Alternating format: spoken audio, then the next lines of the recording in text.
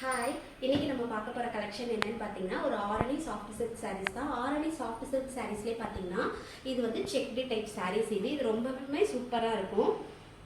ஒரு சாரியாக பார்க்கலாம். நம்ம ஃபஸ்ட்டு ஒன் சாரீ பாருங்கள்.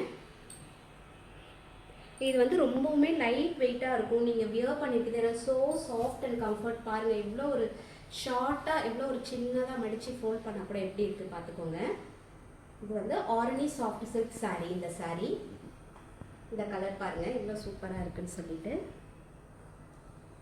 Next one colour. Next one colour பாருங்கள்.